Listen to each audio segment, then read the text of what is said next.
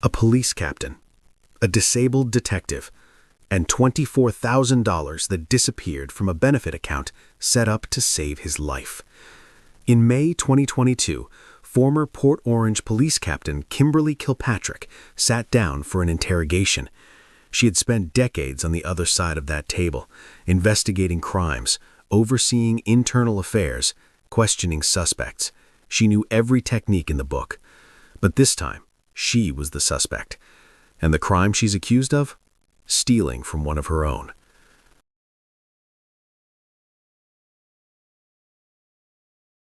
To understand this case, we have to go back to April 23, 2016.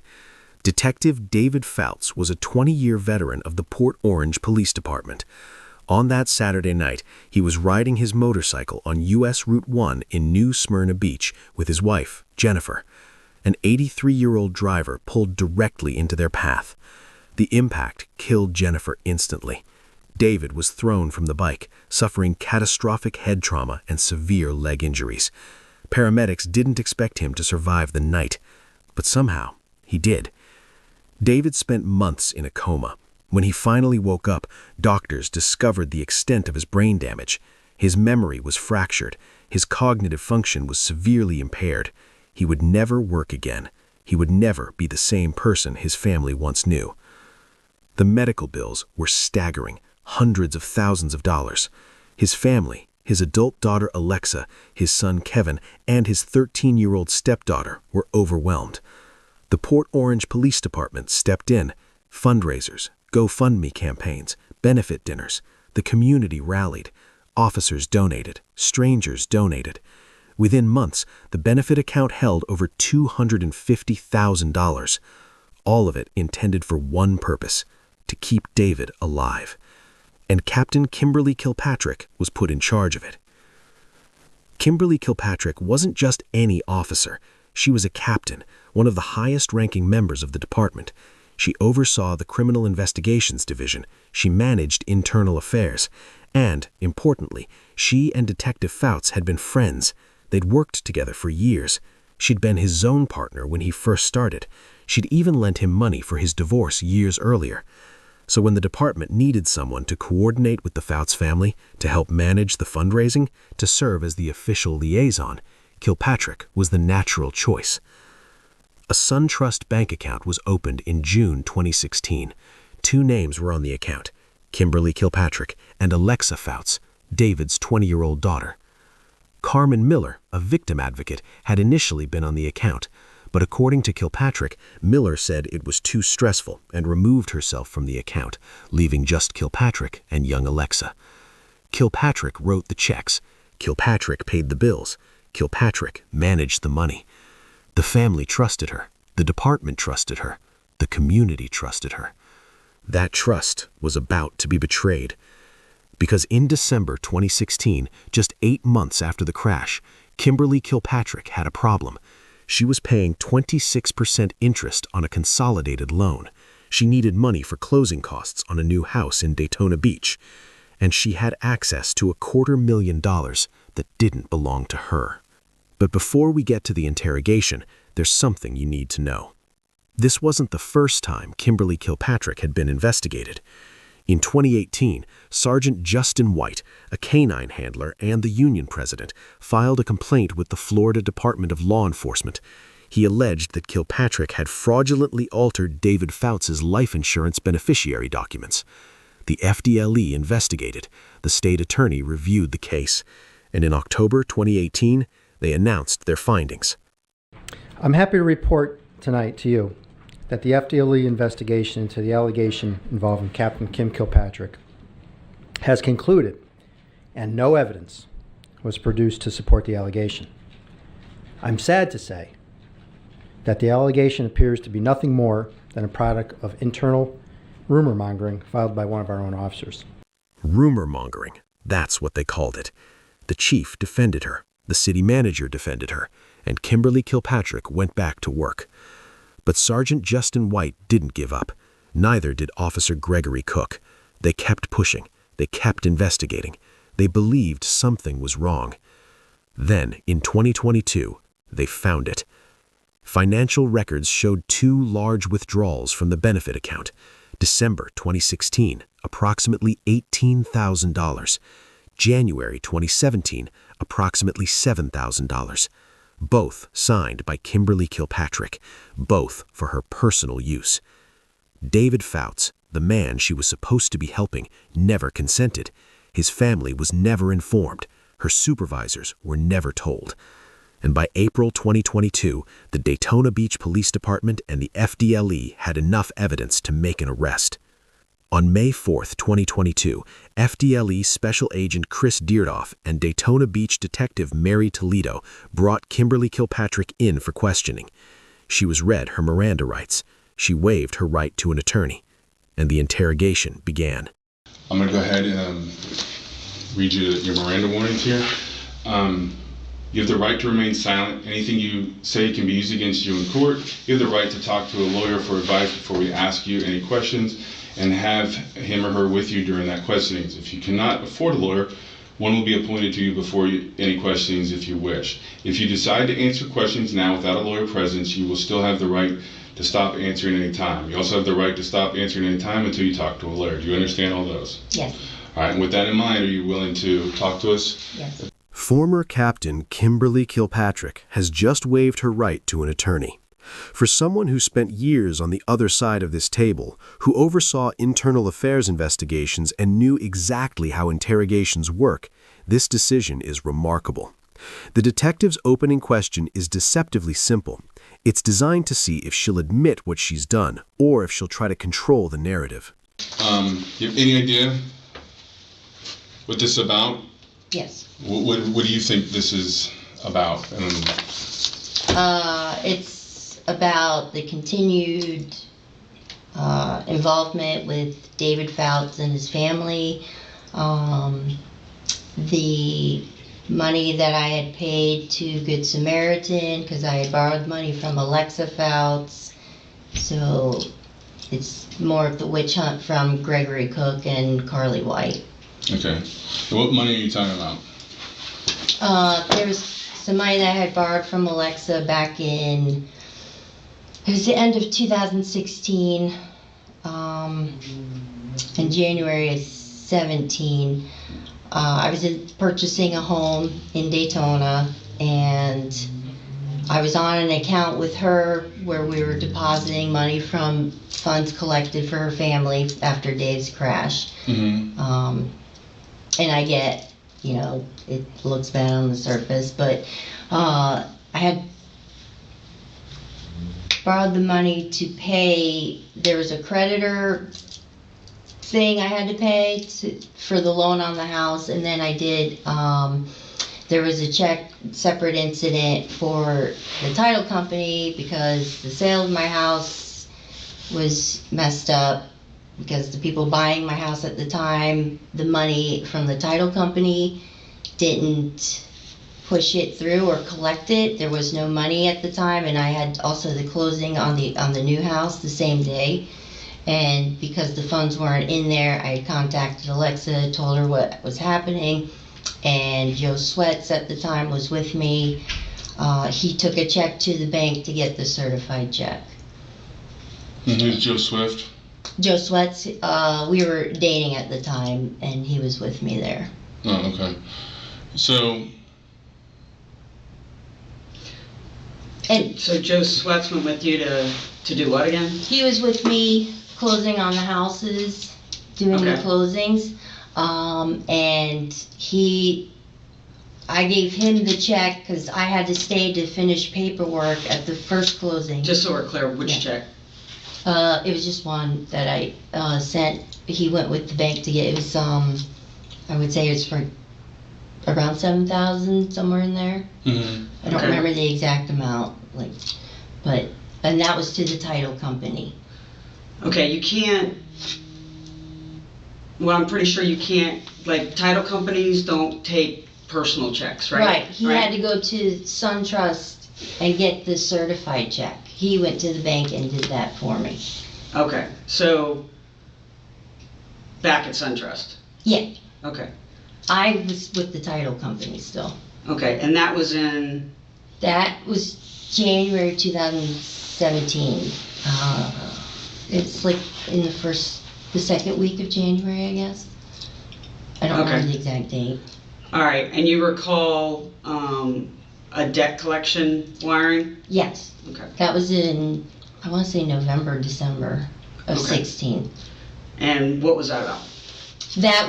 I was in the process working with the mortgage company to get the loan and stuff, and then I was on that account, and then there was like some hindrance on the loan and stuff, so I had asked Alexa if I could just pay that, and the deal was I was gonna pay into, 16, I was paying it back after the sale of the house, and then he went into Good Samaritan, Dave went to Good Samaritan, so I said I would pay the money to Good Samaritan, where he was at rehab.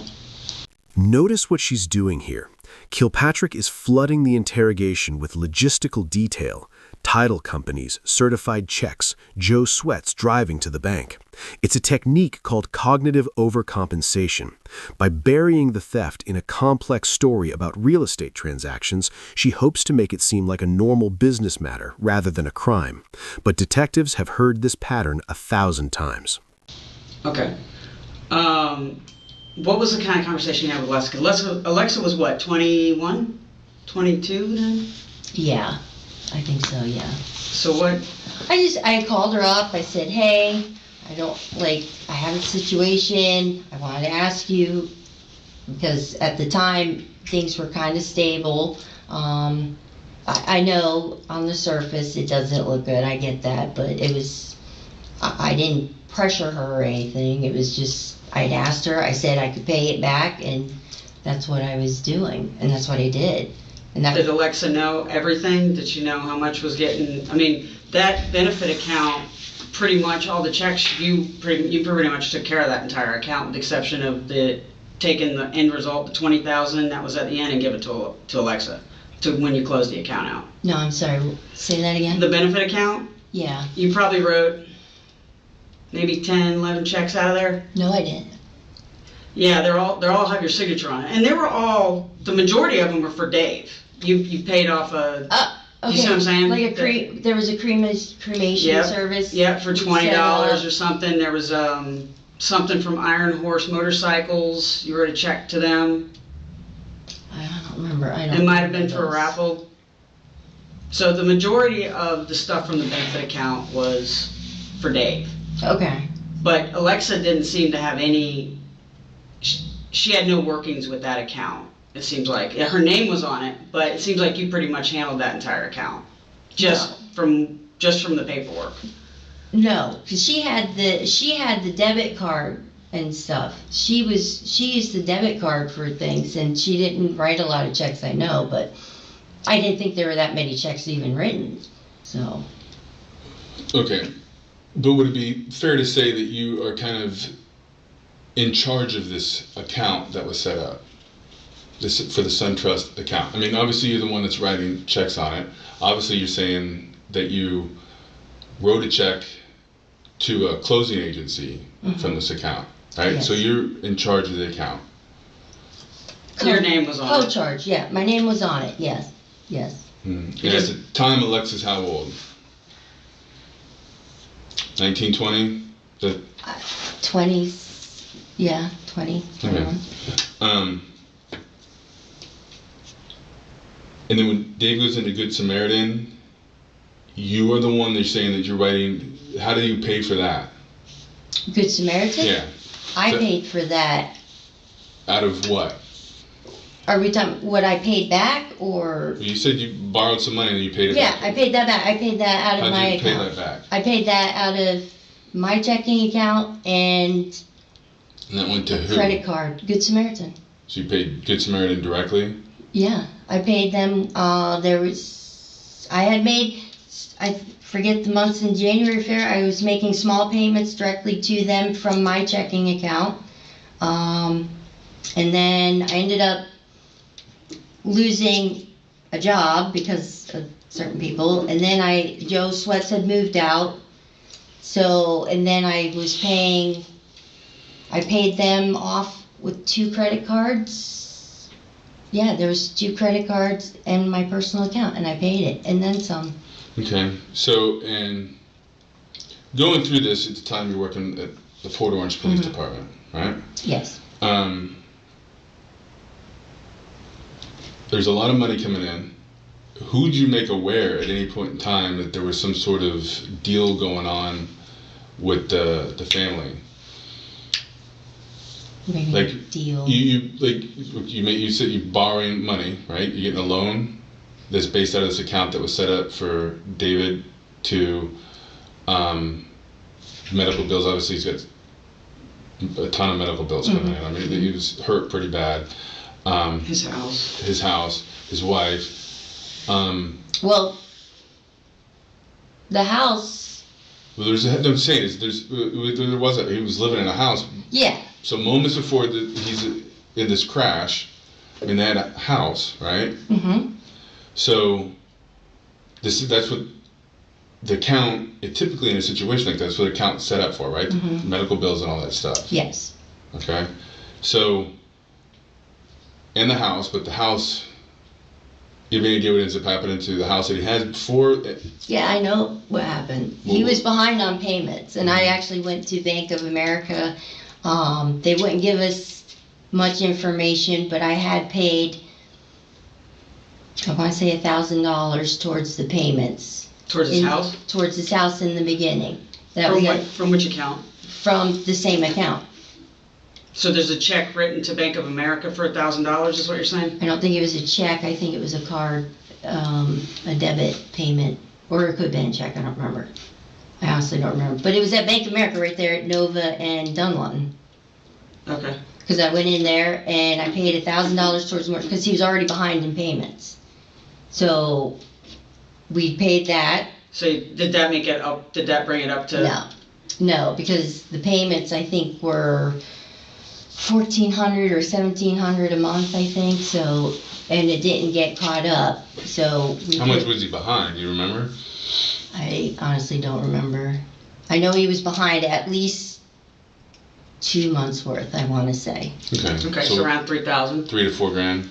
Yes. So, and this was in the beginning when the account first opened. So I put the $1,000 at the mortgage company or the bank. And then with him being in the hospital and then having because he was going back and forth, it was like... You guys thought he was going to die, right? Well, at one point, yeah. And then he would have surgery and then he'd come out of it and he'd be like better than he was before he went into surgery. It was kind of like back and forth, but... Kim, let me ask you a question. All right, I'm not trying to be an asshole, nothing. I just want to be upfront with you. Mm-hmm. You borrowed money out of a benefit account. How do you think that looks? I know. You know what I mean? I know. I know how that looks, and I get that. I'm not. Yeah, and that's the. I don't dispute that. Well, saying that. So, what do you think? Again, ballpark total money did you borrow? It was at, I'd say 24. 1,000. Mm-hmm. $24,000. She says it quietly, almost casually, as if admitting to borrowing $24,000 from a disabled colleague's benefit account is a minor oversight. But here's what makes this moment extraordinary. Kilpatrick isn't being confronted with evidence of this amount. She's volunteering it. The detective asked a general question, and she gave him the exact number. That's not how innocent people behave when they're confused about allegations. That's how guilty people behave when they know exactly what they've done. And we're talking he's 3,000 to 4,000. What ends up is the house starts to get. So I'm saying is like, so that's what we're saying is that's why. How does this look on the surface? Is right. You're borrowing money, meanwhile bills are going unpaid. No, that's inaccurate. Well, Alexa writes in a letter to the court that she could not save the house because she didn't have the money. Right. But the money that was, the house already went into foreclosure and she moved out before I borrowed the money. The house wasn't bought in Daytona until April of 17. Right, after the settlement. She moved to an apartment. The house was done. It had gotten damaged in the hurricane. There was a tree that fell on the roof. She was out of that house before I had borrowed the money. And the house wasn't a matter of not getting paid. It was a matter of, at the time, he was going from home to home. $19,000, I think, was paid to Vista Manor in Titusville. So, like, it was being paid, and then where did that money go? Where did that 19,000? Where did that come from? The same account. From the benefit account, the checking account. The same account. Okay. And all the money that was in the GoFundMe went into that benefit account. Is that is that correct? Yes. Except for whatever percentage GoFundMe takes. Yes. Right. But yes, that was all put in there. So, again, this is where, again, on the surface, did you do anything, even on a tissue paper, right? Like, Kim Kilpatrick, am borrowing $24,000 from the benefit account. Like, that's what I'm saying. It's like, I was told there was a logbook that you guys, from Carmen Miller, that there was a logbook that kind of kept track of the money coming in. And the reason I know that you have to was because we recently, obviously, we had Rainer just pass away. No, there was a ton of money coming in, a ton. Have you continued your relationship with Alexa since you've known her since she was a kid? Yeah. Yeah. And Kevin and Dave. Okay. I buy Dave, when he was at the house, I would send him lunch because he would say he was hungry, so I'd send him lunch, pizzas and subs, and like, I've always been there. And Alexa, I talk to Alexa all the time. Like, we were talking about Dave about this loan. I said something to him the other day about it. Yes. What did he say about it? Like, I mean, obviously we know he's not all there. Yeah, there's good days and bad days. Exactly. Yeah, it is a memory. Most of it is his memory. It's definitely not, I would say, in order. She's admitted the amount. Now comes the question that destroys everything. Well, how do you prove that it was all paid off? Like, just saying. So that's why I go back to it. Well, again, not trying to be smart, but most people you're talking. I'm not talking about here's $100 to borrow for this, or I'll pay for lunch, or that kind of stuff. This is $24,000 plus worth of money that, again, with the benefit account, you see there wasn't a logbook, so there wasn't any log to say that, listen, this money came in from this person. I don't know if you would go, how you would do that, if you go from the point of, was it, Bob from wherever, Deltona, decided to donate $20, or to the point of just like, on this day there was $150 versus, this goes in and then this check goes to pay this bill, or this, the house is falling behind, this money went to this bill, to account, like who and how is it overseen at that point, and then, well, I'm going to take a loan out of the account, like for myself, for you to purchase a home. Was there there's no documentation for that whatsoever, and or when you go to make payments back onto it, is there documentation for that? Any logs for that? Any receipts? This is the question that destroys her entire story. If this was actually a legitimate loan, where's the documentation? Kilpatrick was a police captain who oversaw criminal investigations. She knew that any legitimate financial transaction requires a paper trail. But there's no written agreement, no signed promissory note, no payment schedule, no witnesses to the loan terms, nothing. Because it wasn't a loan. It was theft, and she knew it the moment she wrote those checks. When's the last time you talked to Dave? He was on the phone with me when you guys were at the door, and he kept calling back, so. And you say you talked to Kevin too? Not as much as Alexa and Dave, because Kevin's kind of introverted. He stays, to himself, quiet, so, but yeah. I would help him when the air conditioner broke at the house. I'd go over there. I left work and went and helped him work on the air conditioner when him and Dave lived there, and yeah. Is there any documentation, because you were obviously the captain in Port Orange when all this stuff was going on, is there any documentation from work, emails, messages, because correct me if I'm wrong, but Port Orange gives you a work phone, right? Yes. Anything that can back up anything that you're saying as far as loans or money transactions or anything like that?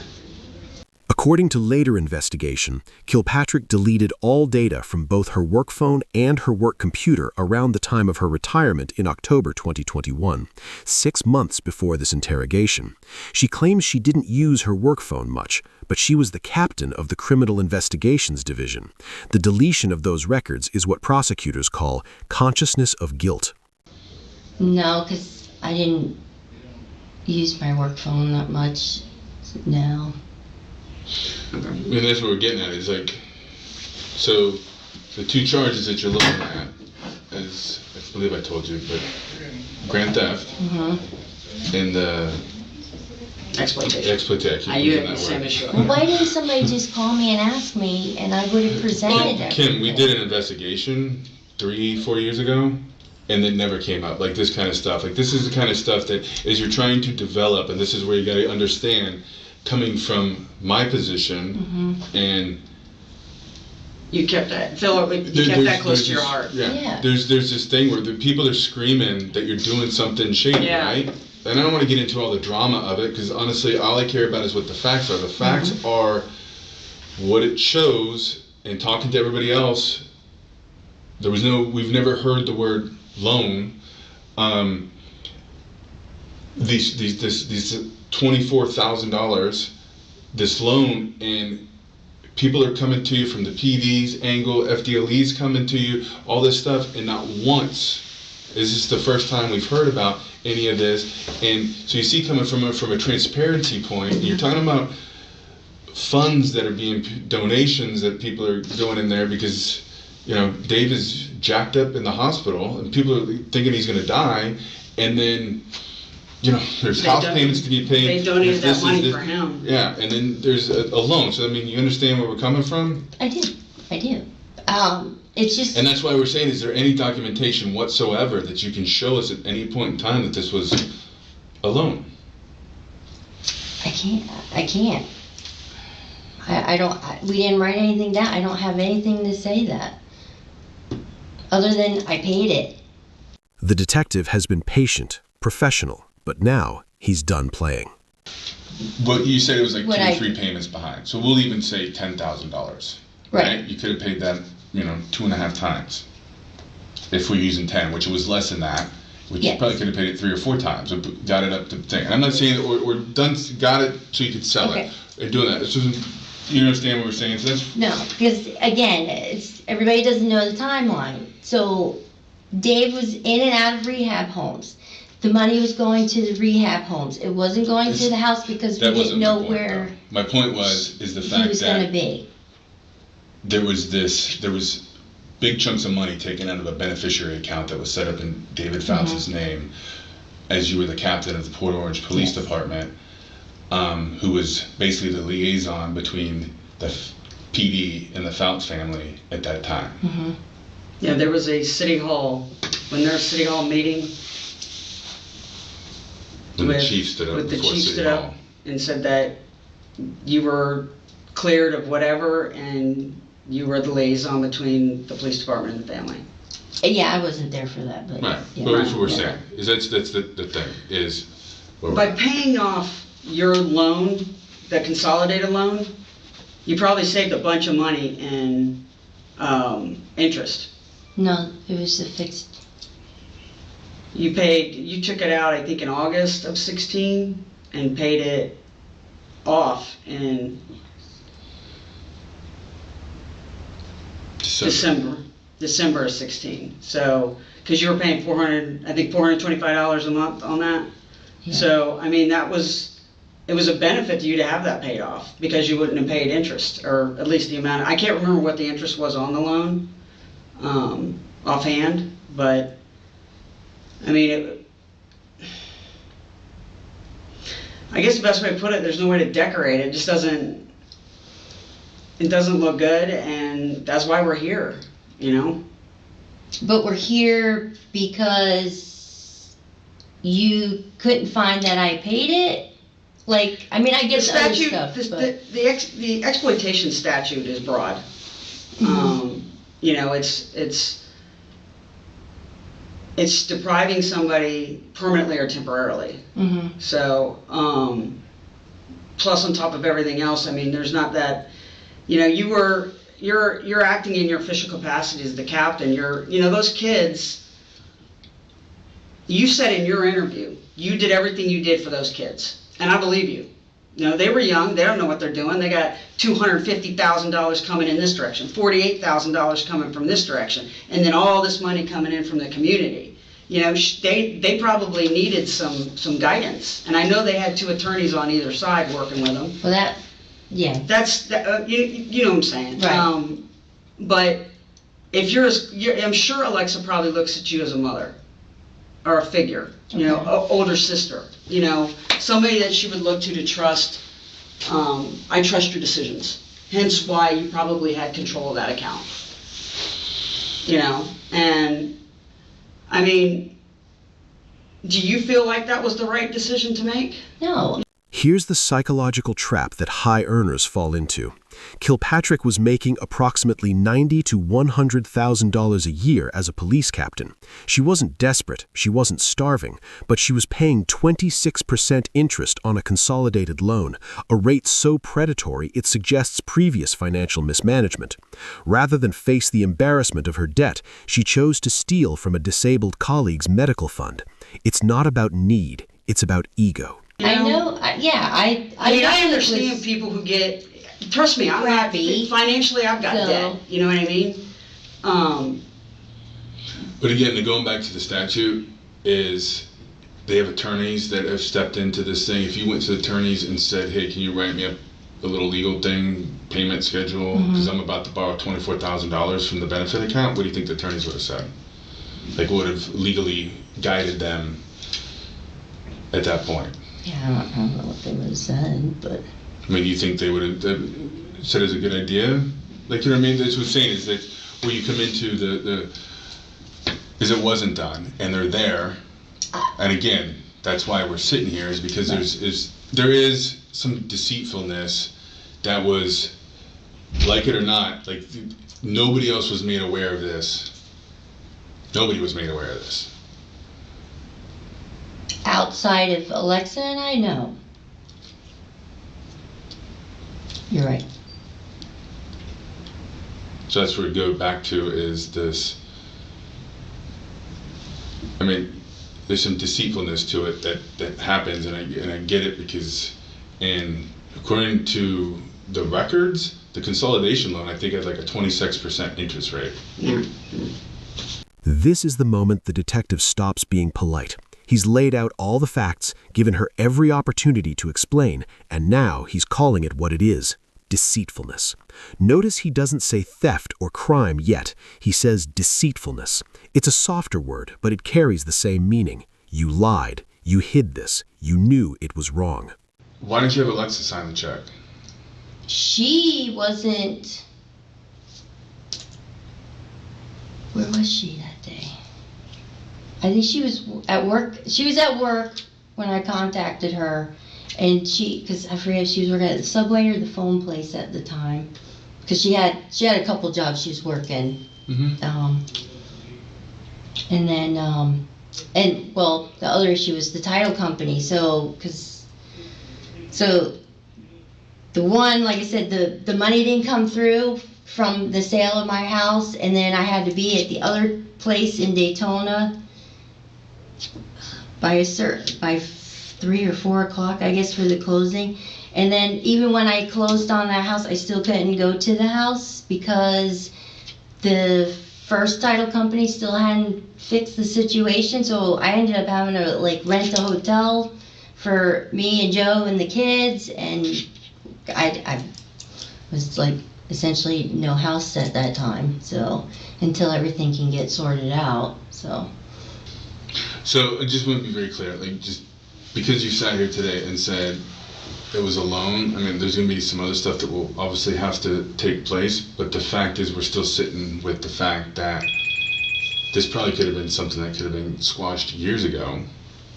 And since it's one of those things that we've had to dig through all this and it's been discovered, again, it shows that deceitfulness, and that's why we're here, and it's like, so, I mean, obviously, there's still an arrest warrant that was signed for you this morning, so you're gonna have to go through that process to do that, okay? Yeah, I still don't understand why nobody called me to ask about any of People this. have come to you, though.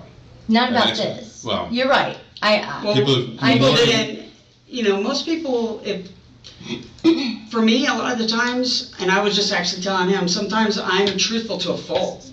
I just, I was and embarrassed. it's something It's just, like, I get it. And like I said, I had paid it, and I'm still, involved with them and help when I can and do what I can, and it's just. Right, but it is Nobody still can. going back into the world that all three of us live in, too, is there's always as things are starting to heat up, one of the best things that you can do, which would be to go to the supervisor and say, listen, this is what happened, this is the deal we made, and none of that was ever done either. Yeah, is there anybody You never ran into Proctor the was chief, there, the chief, anybody aware of any of that? Any of the lieutenants, captains? No. She never told her chief. She never told any supervisor. She never disclosed the $24,000 loan to anyone except Alexa, who was barely 21 years old at the time. That's not how legitimate loans work. That's how cover-ups work. Because they were attacking everything anyhow. If I dated something wrong, they're attacking it, and they were implicating the chief on that, or the whoever, and it was just, the chief ended up leaving, the city manager ends up leaving, I end up leaving, because they're just, you can't even turn left without them saying, okay, you turned too sharp, and there's a million different complaints on.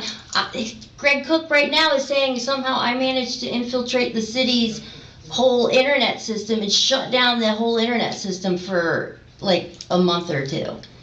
I don't even know how I would do that, but. Either do I. But through subpoenas and investigative means, lo and behold, there's these two transactions. Yes, I agree. And, like I said, I kept it to myself.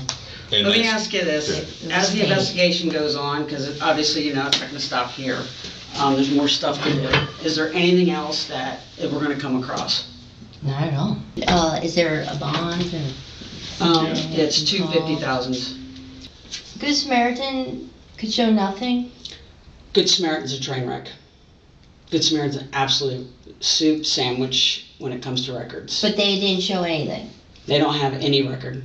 That's where Greg Cook has documents, emails where he sends that I paid. They had a personal check for $17,000 from me. Yeah, no, they ain't got nothing. And Carlin knows that. No, they ain't got because she questioned it as well. I know that they have said that to me. Yeah, because they went there. But the problem is there's no record. Oh. That's what I'm saying, is that Good Samaritan has no record of anything. Okay. It's pink, right? Purple case. So let me ask you this, just before we walk out of here. Yeah. Why didn't you ever ask Dave about borrowing the money? I don't know. I guess. One, I felt like you probably wouldn't remember anything anyhow. And two, Right. I really didn't trust anything because Carlin and Justin were recording him to come after me on other issues. Is he No, I better can't. now than he was then? Yeah. Yeah, I'd say. And there it is, the final admission. She never asked Dave for permission to borrow his money because she knew he was too brain damaged to give informed consent. She took advantage of a disabled colleague, a man she'd worked alongside for years, precisely because his injuries made him vulnerable. That's not just theft. Under Florida law, that's exploitation of a disabled adult. After that interrogation, Kimberly Kilpatrick was arrested and charged with grand theft and exploitation of a disabled adult. Her bond was set at $100,000. She posted it and walked out. 7 months later, in December 2022, she accepted a plea deal. Pre-trial intervention, a program typically reserved for first-time nonviolent offenders. Complete the program and the charges disappear. No conviction, no felony record, no jail time. The terms? pay restitution, complete community service, stay out of trouble. On June 27, 2023, Kimberly Kilpatrick successfully completed her pretrial intervention program. The grand theft charge? Dismissed. The exploitation of a disabled adult charge? Dismissed. Total restitution paid to David Fouts, the man whose medical fund she stole from, $192.48. Not $24,000, not even close. She did, however, pay $9,755.56 to the Florida Department of Law Enforcement to cover the cost of investigating her. The FDLE got paid. David Fouts got $192. And Kimberly Kilpatrick walked away without a conviction. Why? According to the plea documents, prosecutors determined that convicting a police captain who oversaw criminal investigations would potentially compromise hundreds of cases. Defense attorneys could argue that every case she touched was tainted. Brady Giglio notifications would need to be sent. Convictions could be overturned. So instead of risking that chaos, they gave her a deal. The system protected one of its own. Remember Sergeant Justin White, the officer who first reported his suspicions about Kimberly Kilpatrick back in 2018, the one the police chief called a rumor monger? He never got to see this outcome. On August 5, 2021, 9 months before Kilpatrick's arrest, Sergeant Justin White died of COVID-19 complications. He was 39 years old. He left behind his wife, Carlene, and 4 children. The department called him a mentor. They said he lived his convictions. Officer Gregory Cook continued the fight after White's death. He filed public records requests. He documented missing evidence. He pushed for accountability. And now, both Cook and the estate of Justin White are reportedly involved in a $1.2 million federal lawsuit against the city of Port Orange.